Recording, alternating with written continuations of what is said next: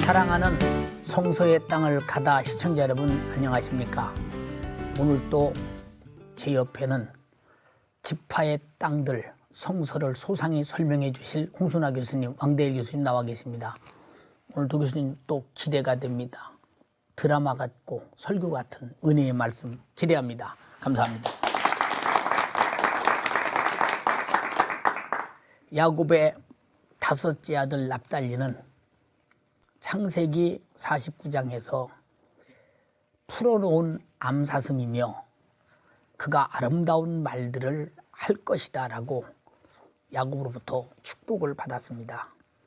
그 축복대로 납달리 지파는 암사슴처럼 매우 민첩하고 용맹했기에 훗날 이스라엘을 괴롭히던 가나안 왕 야빈을 물리치는 전쟁에서 큰 전공을 세우기도 했습니다. 또한 중동에서 가장 비옥한 땅 갈릴리 호수 일대를 차지하기도 했고 또 이 납달리 지파의 성읍에서 예수께서 공생의 기간 중 가장 많은 이적을 일으키면서 하나님이 보낸 사람임을 확실히 나타내기도 했습니다. 그러나 납달리 지파는 당시 최첨단 전법을 구사하던 아시리아에게 무너진 가나안 땅에서 강제 이주를 당한 최초의 지파가 되기도 했습니다. 이렇게 최고의 축복과 분운을 함께 안았던 지파가 납달리 지파입니다. 납달리 지파의 성읍들을 차례로 살펴보겠습니다.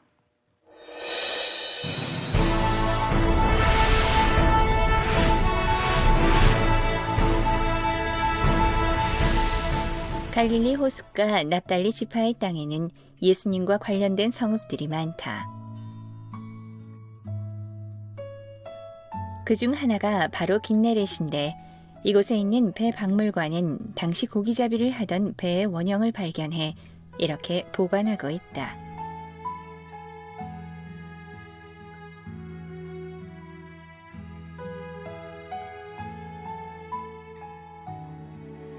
긴네렛 북동쪽에는 가버나움이 있다. 이곳에서 예수님은 수많은 이적을 베푸셨는데 당시 베드로의 집터도 남아있어 눈길을 끈다.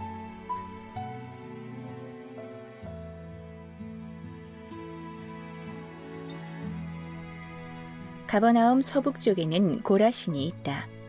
이곳은 당시 예수님을 믿지 않아 책망을 받았던 곳으로 당시의 회당이 지금도 이렇게 남아있다. 현재 이 지역엔 북부 갈릴리의 중심 도시 하솔 유적지가 발굴되고 있다. 여러분은 지금 납달리 지파의 땅들의 성읍들을 차례로 보셨습니다. 그 성읍들 속에서 하나님의 어떤 역사가 일어났는지 교수님들을 모시고 자세히 설명을 듣겠습니다. 우리 왕 교수님 먼저 그 야곱의 아들 납달리는 그 어떤 사람인지 인물부터 소개해 주시겠어요? 네, 야곱에게는 여섯 번째 아들이 되겠지요. 예. 아시는 것처럼 야곱에게 이제 두 아내가 있지 않았습니까? 예. 이제 그 첫 번째 아내 레아가 네 아들을 연거푸 낳았습니다. 그러니까 라헬이 있다가 도저히 마음이 아파서 견딜 수가 없거든요. 예. 자기 시녀 빌하로 하여금 야곱하고 이제 혼인을 하게 하겁니다. 예. 그래서 이제 이 빌하가 두 아들을 연거푸 낳아요. 예. 단과 납달리. 납달리를 낳게 되었을 적에 납달리를 품에 안고서 그 라헬이 한 말이 내가 경쟁하여 언니와 경쟁하여 이겼다. 이렇게 말할 정도로 어머니의 한을 풀어준 아들로 그렇게 기억이 되고 있습니다. 예. 참 그때는 그 아들을 낳기를 그렇게 경쟁하며 자녀를 자기 생애의 전부로 알았던 그런 시대. 참 그것이 아마 하나님의 섭리 속에서 인류 역사에 생육하고 번성하라고는 하나님의 말씀을 이루는 데 소중한 마음이 아닌가 이렇게 생각이 되어집니다. 왕 교수님, 그 납달리 지파의 성장과 그 세락의 과정 속에서 야곱의 축복이 어떻게 실현되어 가는지 그 점을 좀 말씀해 주시겠어요? 목사님 말씀이 굉장히 중요한 질문인데요. 예. 야곱의 축복이라고 하게 되면 창세기 49장에 기록되어 있거든요. 거기에 보게 되면 납달리를 가리켜서 노인 암사슴이다. 아름다운 소리를 발하는도다. 이렇게 말하고 있는데 그런데 이제 납달리 지파가 역사 속에 남기는 흔적을 추적할 적에는 야곱이 남긴 그 축복의 그 유언보다는 모세가 남긴 축복을 찾아보는 게 더 도움이 될 것 같아요. 신명기 33장 23절에 나오는 말씀인데 이렇게 모세가 그 납달리를 향해서 얘기하고 있습니다. 납달리는 은혜가 풍성하고 여호와의 복이 가득한 납달리여 너는 서쪽과 남쪽을 차지할지로다. 이때 서쪽이 아마 호수를 말하는 것 같습니다. 그러니까 그 서쪽과 남쪽을 차지한다는 이 말 속에서 납달리 지파가 상당히 비옥한 곳을 분배받은 지파로 성장했을 것이다라고 하는 것을 충분히 짐작할 수 있거든요. 예. 실제로 지리적으로 살펴보아도 그들이 뿌리 내렸던 곳은 비옥한 곳이었습니다. 예. 상당히 오랫동안 그 납달리는 그 지역을 차지했던 것으로 기억이 되는데 예. 그 아수르 군대가 주전 721년 이스라엘 땅을 침범하고자 찾아왔을 적에 예. 그 티글라 빌레셀 왕이 그만 정복해 버리고 맙니다. 그러다 보니까 이스라엘 12지파 가운데 제일 먼저 아수르의 그 멍에를 매게 되는 비극을 겪게 되지요. 예. 그러면서 그 땅은 이제 빼앗기게 되는 그런 아픔의 역사를 우리에게 남기게 됩니다. 예. 홍 교수님 그 또 납달리 지파의 영토는 어느 정도인가, 어느 곳인가 또 지도를 통해서 또 말씀해 주시죠.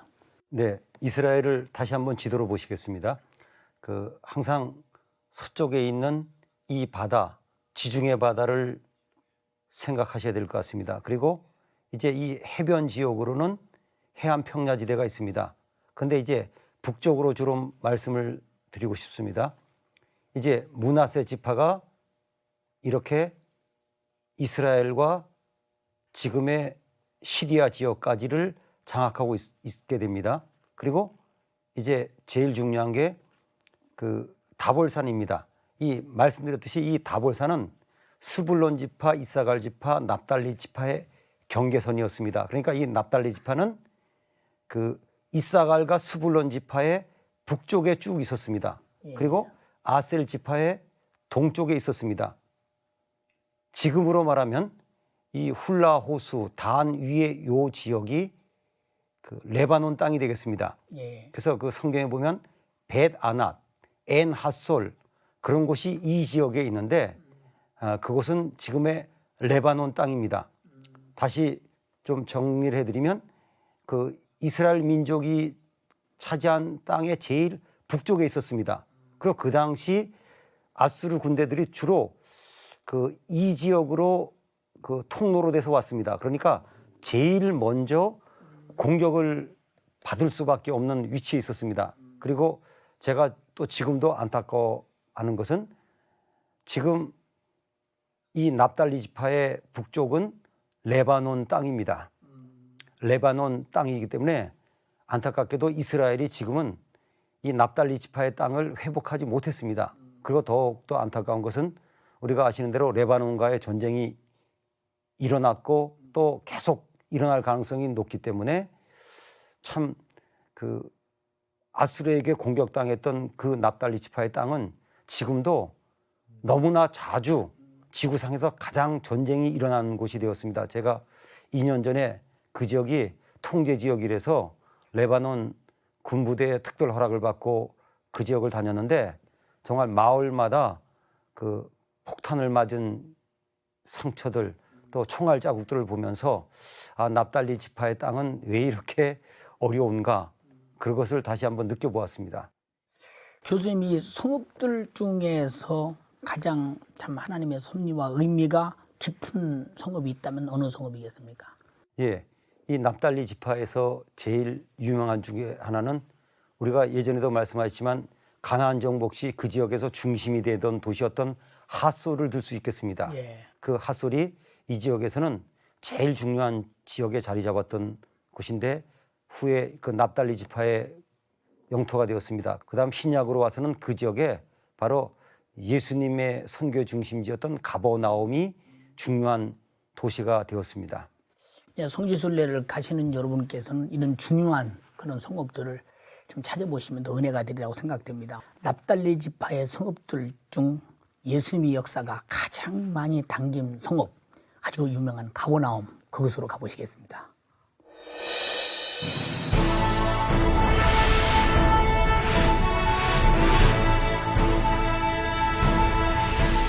갈릴리 북쪽 해안을 달리면 납달리 지파의 성읍 가버나움이 나온다.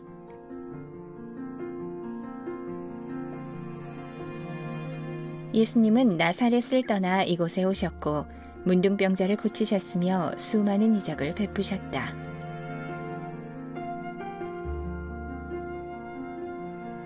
예수님 당시 가버나움은 매우 번화해 많은 사람들이 살았는데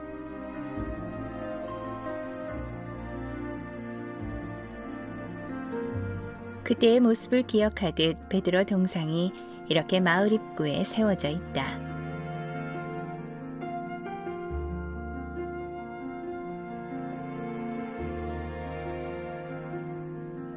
예수님은 이곳에서 베드로 장모의 열병을 고쳐주셨는데 그것을 기념하는 팔각형의 기념교회가 세워졌고 당시 베드로 집터 유적은 지금도 고스란히 남아있다.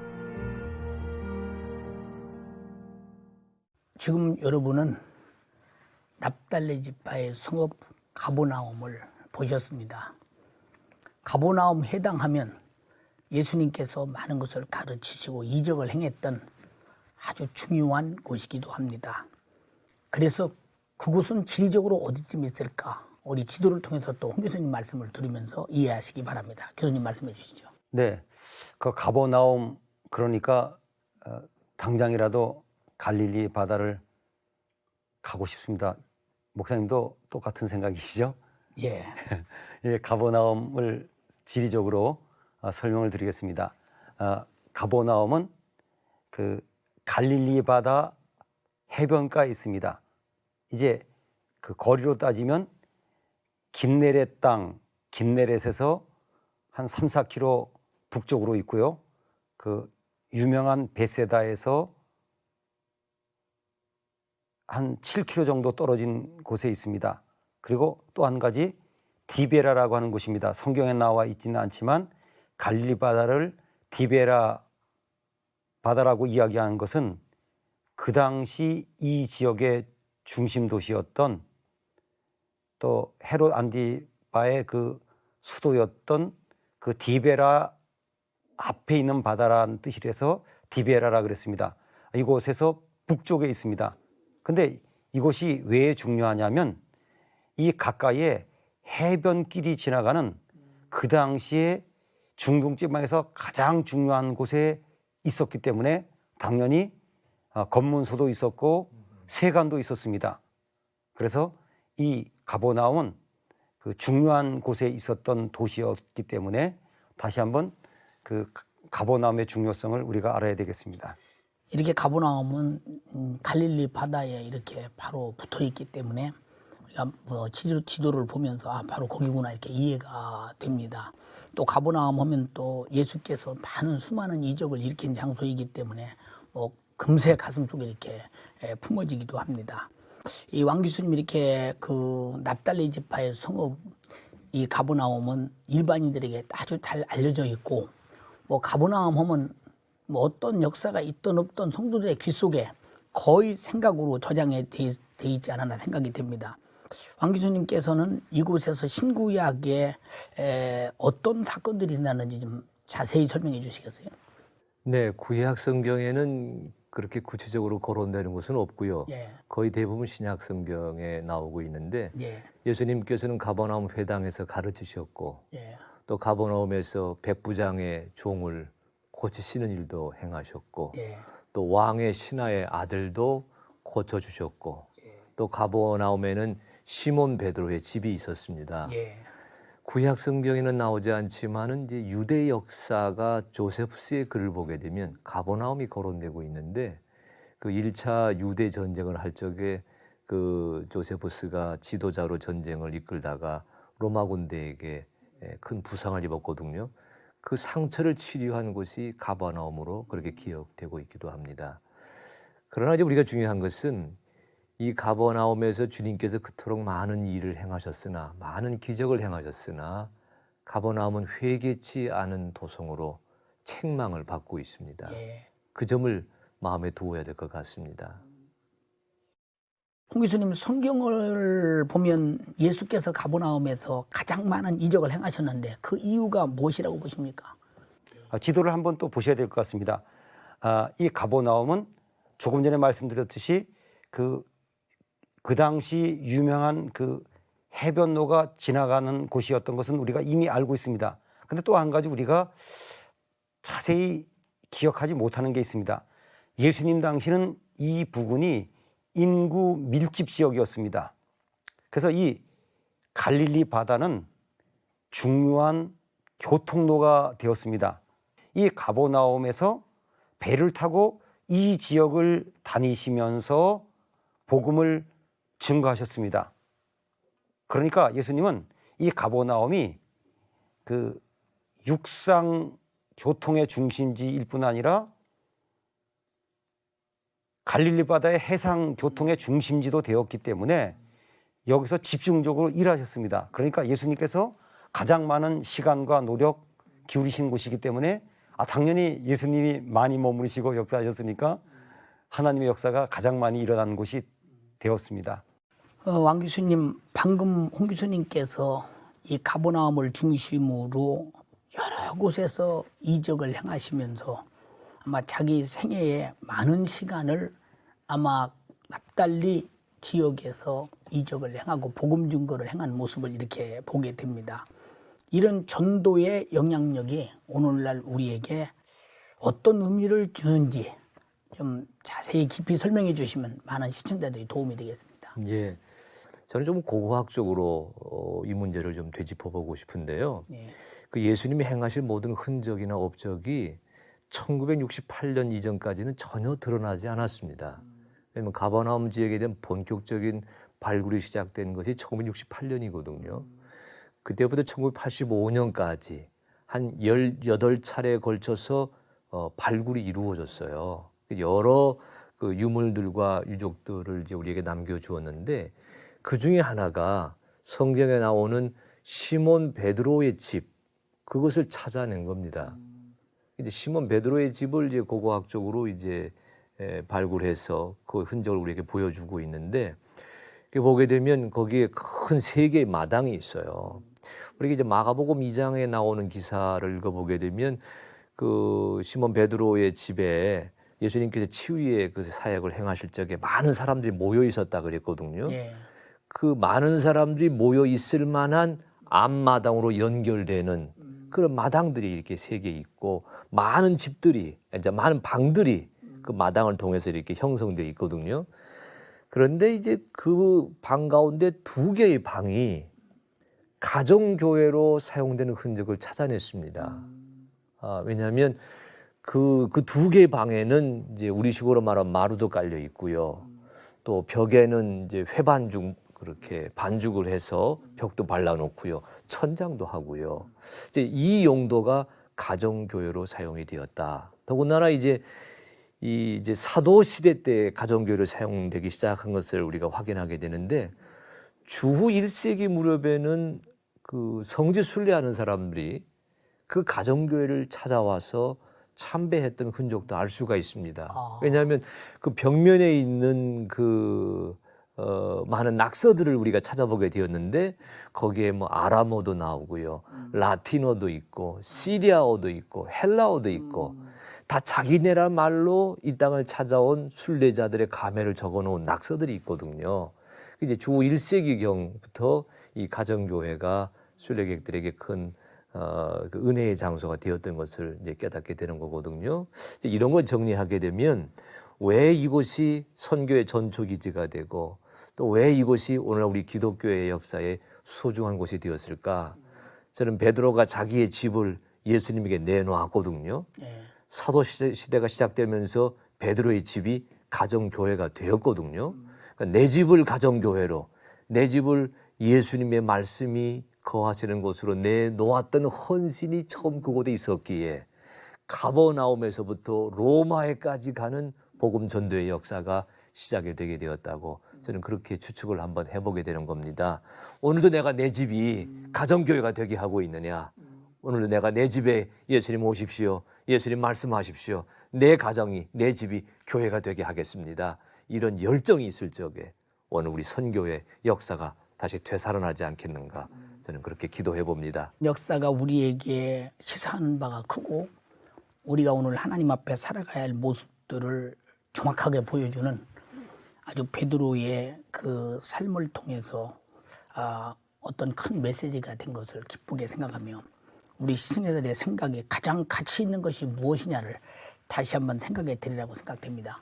오늘 두 교수님의 말씀을 이렇게 들으면서 지리적으로 또 이렇게 하나님이 역사하신 장소에 대한 하나님의 섭리를 이렇게 분석해 주시면서 많은 은혜가 됐습니다. 우리 방청객들은 그래도 그저 더 알고 싶은 욕망이 가슴 속에 불타서 질문이 있다고 합니다. 방청객의 질문을 받아보시겠습니다. 홍 교수님께 여쭤보겠습니다. 현재 갈릴리 바다와 성경시대의 갈릴리 바다와는 어떤 차이가 있는지 궁금합니다. 예, 중요한 질문을 하셨습니다. 사실은 요즘 갈릴리 바다에 가본 분들은 놀랍니다. 왜냐하면 뭔가 좀 이상하거든요. 지금 갈릴리 바다는 가보시면 알겠지만 디베라라고 하는 그 관광도시 하나만 제대로 있고 그 주위에는 뭐 이렇게 숙소들라 몇 곳 있고 그 폐허 같거든요. 그러나 예수님 당시는 절대 그러지 않았습니다. 재미있는 것은 유대인 중에 눈이라고 하는 이제 굉장히 연세가 많아진 분이 유대인인데도 예수님 시대의 갈릴리 바다를 그 연구하는데 평생을 보냈습니다. 그분의 연구에 의하면 대략 최소한 한 12개 이상의 어촌들이 갈릴리 바다에 있었습니다. 물론 지금은 거의 별로 없습니다. 그래서 이것에 관해서는 제대로 알려면 엥게브라고 하는 그 곳에 가면은 그분이 세워놓은 조그마한 박물관이 있습니다. 거기 가보면 예수님께서 이렇게 그 가버나움을 중심으로 해서 복음을 전한 이유를 알 수 있을 텐데 안타깝게도 지금의 갈릴리 바다를 보면 예수님 때 연상하기가 매우 어렵습니다. 왕 교수님께 여쭤보겠습니다. 가버나움에 있던 베드로의 집이 가정교회로 사용되었다고 하셨는데 그 가정교회가 어떻게 이어졌는지 궁금합니다. 네, 중요한 질문, 재미있는 질문 해주셨어요. 제가 지금 말씀드린 거는 이제 고고학적인 유적에 대해서 말씀을 드렸고요. 그러니까 주 1세기경에 그 가정교회가 발견이 되었고 주 4세기경에 가게 되면 이제 로마의 그 콘스탄틴 그 황제가 기독교를 공인하지 않습니까? 그러면서 그 베드로의 집에 있던 가정교회를 요즘 우리식으로 말하면 리모델링 시킨 것 같아요. 이제 고고학적인 자체를 찾아보니까 주 4세기의 흔적이 거기에 쭉 이제 발견되게 되는데 가령 지붕을 돔형으로 올렸습니다.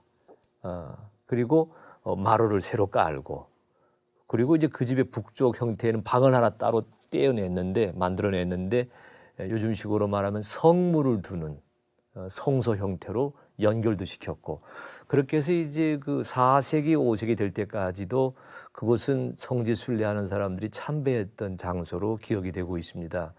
하지만 그 이후에 그 오스만 터키, 이슬람교 세력이 그 지역을 장악하게 되거든요.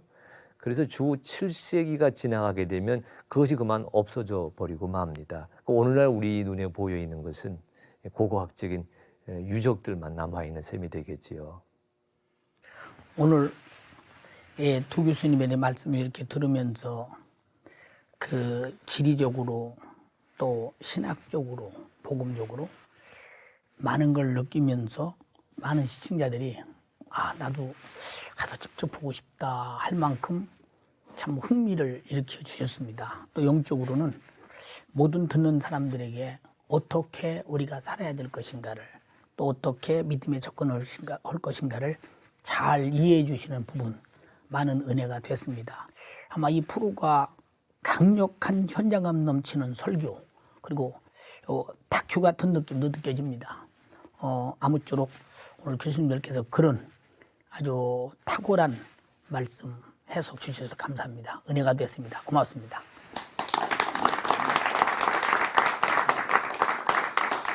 이 납달리 지파에는 구약 시절에 큰 역사를 이룬 사건들을 많이 그렇게 흔하게 볼 수 없습니다. 신약시대 와서 가버나움을 중심으로 그 납달리 땅에 일어난 예수님의 영적인 사건, 이적의 사건은 엄청나기도 했습니다. 인간이 감히 할 수 없는, 하나님만이 할 수 있는 사건들을 계속 일으킨 것을 우리는 설교를 통해서, 성경을 통해서 많이 들으셨습니다.